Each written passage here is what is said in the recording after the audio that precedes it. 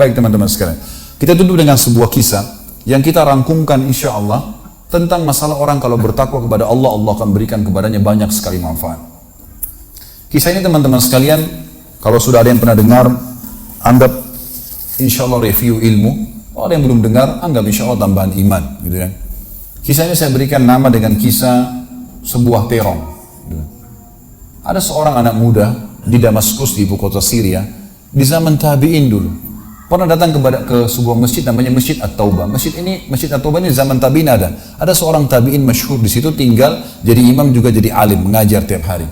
Anak muda ini datang lalu berkata, wahai imam, imam kalau kita kiai, wahai imam, saya datang dari luar Damaskus, ya, miskin, tidak punya apa-apa, tapi saya mau belajar agama. Boleh nggak saya numpang tinggal di masjid bersama anda? Saya bantu-bantu lalu saya hidup bersama anda, maksudnya makan minum bersama anda. Kata ya syekh itu, silahkan, nggak masalah. Tapi harus sabar, ya ikutin kehidupan saya, apa yang saya makan kau makan, apa yang saya minum kau minum. Kata anak muda ini, baiklah. Anak muda ini cerita, dia bilang setelah 3 bulan saya tinggal dengan syekh saya, ternyata syekh saya ini orangnya sangat zuhud, luar biasa. Ada makanan makan, tidak ada makanan puasa. Dan hari ini sudah 3 hari kami puasa. Sahur dengan sebutir kurma segelas air, buka puasa juga begitu. Tapi ini sudah hari ketiga, syekh saya masih kuat, saya sudah tidak kuat lagi, dia bilang. Saking tidak kuatnya saya bungkukkan punggung saya, menekan perut saya supaya lapar saya hilang. Dalam keadaan begitu, syaitan datang menggacaukan pikiran saya sambil berkata, wahai anak muda, di benak saya terlintas, sekarang sudah halal buat kau mencuri makanan. Kalau kau tidak curi makanan, kau mau makan dari mana? Akan mati kelaparan. Minta sama gurumu, gurumu nggak punya. Minta-minta sama orang, gurumu larang, minta-minta sama orang. Sekarang kau curi makanan sepotong roti, yang penting tidak mati kelaparan. Dia bilang dalam kondisi saya berkecamuk pikiran syaitan begitu, saya berpikir mencuri makanan di rumah di sebelah masjid. Zaman dulu teman-teman sekalian, dinding masjid tidak seperti kita sekarang ada tembok. Jadi zaman dulu tuh bisa dari tanah liat, atau kalau mau kuat, batang kurma ditebang atasnya, ditebang akarnya, ditancapin, lalu didempet-dempetin. Jadi dinding yang kuat. Dan rumah orang sama masjid berdempetan dindingnya. Dia naiklah, dinding masjid dari belakang masjid, dia naik mau mencuri makanan. Di rumah yang pertama dia mau masuk mencuri di sebelah masjid, itu dia lihat ada 3 perempuan yang tidak tutup auratnya. Lagi nenun kulit domba. Dia alihkan pandangannya karena dia tahu yang bukan mahramnya haram untuk melihatnya. Dan itu bukan tujuannya, dia ingin cari makanan. Dia pindah ke rumah kedua. Waktu dia pindah ke rumah kedua, dia lihat dari atas rumah, karena pakai pelapa-pelapa kurma, jadi kelihatan gak ada orang, tapi ada bau masakan. Karena laparnya dia turun ke dalam, dia masuk ke dapur, ditemukan ada panci yang lagi dipakai masak dengan kayu bakar. Di dalamnya ada, waktu dia buka, air yang sedang direbus buah-buah terong yang sudah matang. Karena lapar sekali, diambil sampai dia terong satu lalu digigit. Sementara dia kunyah teman-teman sekalian, dia bilang, dia ceritakan dirinya, waktu saya sebentar kunyah dan sangat lapar, saya sudah buru-buru ingin menelannya, tapi tiba-tiba muncul ketakwaan saya pada Allah, muncul ketakutan saya pada Allah, kepatuhan saya sama Allah. Lalu saya berkata dengan diri saya, subhanallah, syaitan berhasil membuat saya melakukan 3 dosa sekaligus. Yang pertama, masuk rumah orang tanpa izin, dosa. Yang kedua, mencuri, mengambil terong itu. Dan yang ketiga, saya sedang memakan makanan yang haram. 3 dosa sekaligus.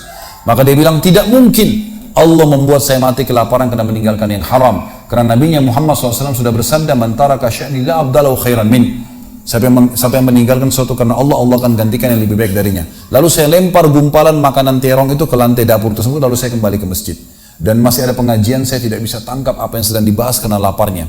Waktu bubar pengajian, dia bilang, guru saya duduk di kursinya, saya pun duduk di tiang salah satu yang masjid. Ada satu orang tua di belakang masjid.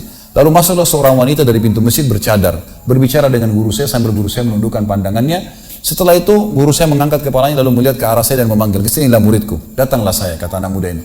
Lalu ditanya oleh guru saya, apa kau sudah menikah? Dijawab oleh muridnya, belum. Lalu ditanya 2 kali, apa kau ingin menikah? Dia tidak jawab. Apa kau ingin menikah? Tidak jawab. Sampai 3 kali, apa kau ingin menikah? Dia tidak jawab.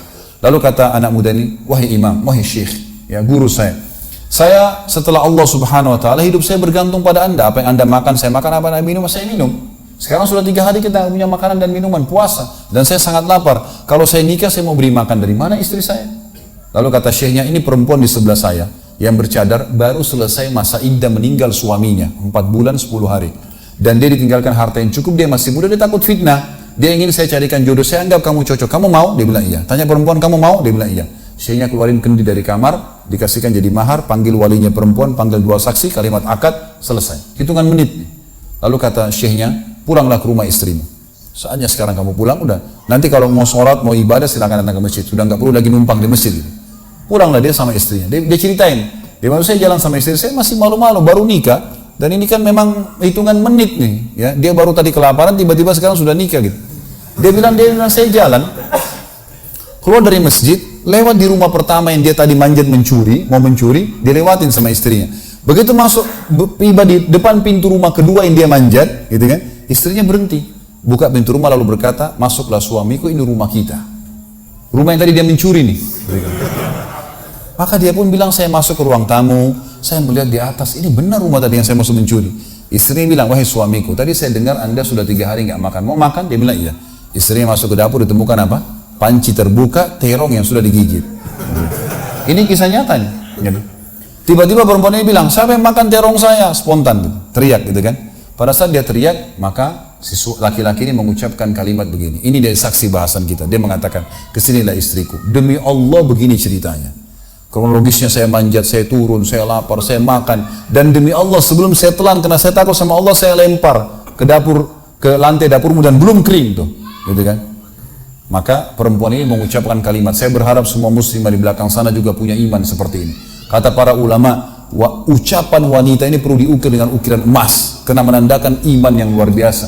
Kata dia, wahai suamiku, engkau meninggalkan segumpal makanan haram. Allah jadikan makanan itu, pancinya, rumahnya, pemilik rumahnya jadi milikmu sekarang.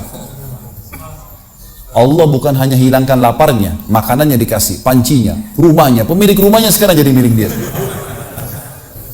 Orang yang bertakwa kepada Allah diberikan jalan keluar, teman-teman sekalian.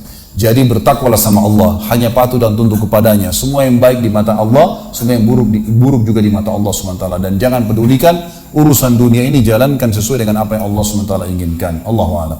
Mungkin sampai sini dulu. Mohon maaf karena saya harus buru-buru. Ini sudah jam berapa nih? 9:30. Hah? 9. Iya, 9:30. Sudah tidak dirasa waktu. Ya, mungkin sampai sini dulu insya Allah. Kita masih ada tema besok subuh. Kita juga masih ada tema sebentar karena saya lagi kemungkinan ada istri saya akan jemput di bandara, maka mungkin saya tutup, tidak ada pertanyaan. Kalau ada teman-teman punya pertanyaan bisa disimpan, dicatat, nanti insya Allah dibahas besok subuh atau pada malam hari, dan insya Allah juga masih ada ahad subuh nanti, kan gitu. Masih ada 3 judul yang menunggu, kenalilah Tuhanmu kau akan bahagia, besok subuh, kemudian nanti malamnya ada saudaraku ini ada rahasia rezekimu, dan kemudian subuh lusa kita akan bahas hidup mulia dengan Islam.